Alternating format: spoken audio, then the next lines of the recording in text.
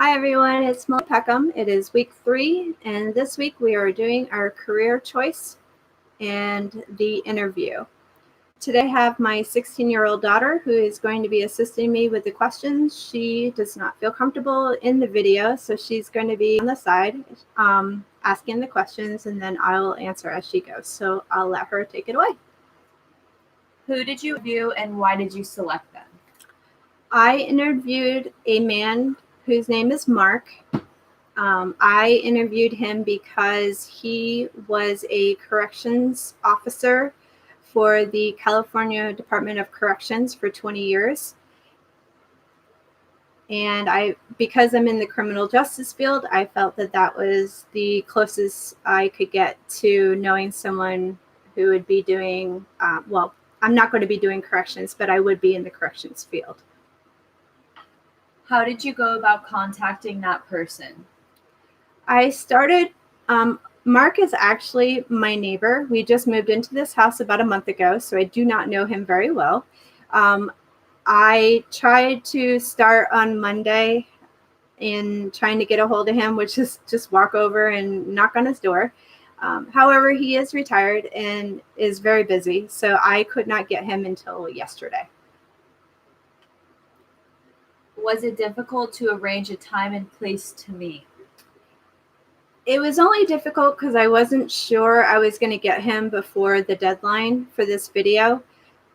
So I was getting kind of nervous starting yesterday. I do have a sheriff that lives across the street as well, but I don't know that person. I actually have never even met that person at all. So I was going to use that as a backup, although I didn't want to go there. He did answer the door, so I didn't have to actually use a backup. How do you think the interview went and why? What went well and what were some difficulties that you encountered? The interview went very well in my point of view. The reason being is because I had a notion in my head as to what a type of person he was. He's not approachable. He's not really one of those neighbors that are just like, Mr. Rogers and, that kind of person. He's a very hands-off, nonchalant, doesn't really want to be bothered. So when I was in the interview with him, I got to ask him questions and I got to dive into his life a little bit in regards to the 20 years that he did in the corrections, and found that there is a reason why he is the way he is. And a lot of it has to do with what he dealt with in the 20 years that he was in the Department of Corrections in California. How did you adapt to unforeseen twist or interview responses? I adapted by just listening. His eye contact wasn't the greatest. He didn't really make eye contact with me. He mostly watched his TV, although he was answering my questions. He was mostly kept to his TV. So that kind of made it a little difficult. However, I'm used to kind of being on the sidelines anyway, so I didn't let that really bother me. I just continued with the questions since he was answering them. Some of the twists that I had was I learned something new and something that I didn't think about before. And that being said, he said that no matter what the crime was, there is always a victim.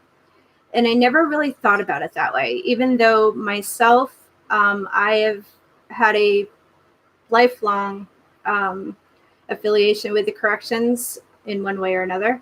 And so I never really thought about it like that unless you were hurt physically.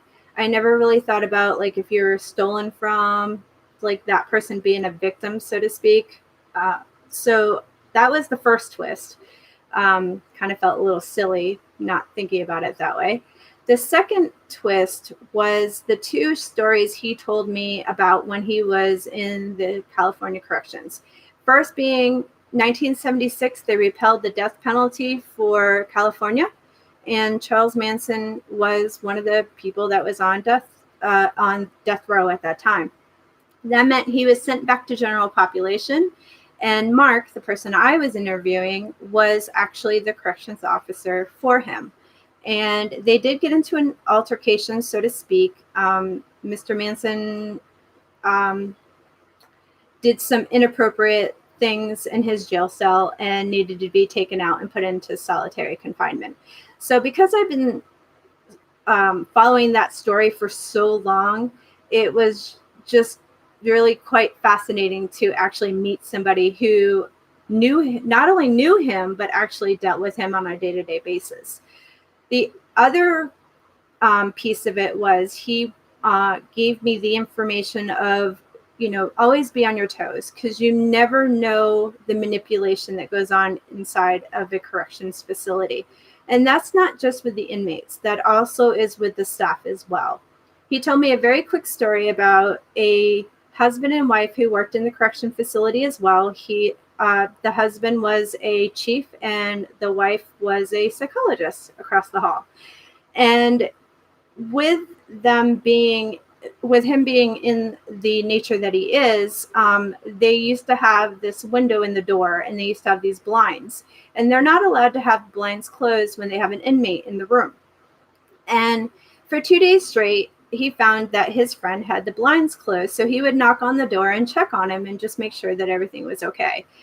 That his friend would open the door only so wide and just be like, "I'm okay, I'm fine. You can continue about your business. I'll open the blinds." So on the third day, he decided to get his captain involved. And then the captain decided that since it was kind of not really one of those situations that was supposed to be happening, they decided to grab a sergeant as well. And all three of them, the captain had a key to the door to his friend. And they didn't knock. They actually used the key and went right in. And he was, the friend, the chief, was engaging in a sexual act with one of the inmates, hence the reason why the blinds were closed. So he not only lost a friend, but also the fact that someone using their power to get what they want was an example that he was utilizing. He then told me that he wanted to know from his captain who was going to tell his wife the situation. And the captain then said, "That's what you're for."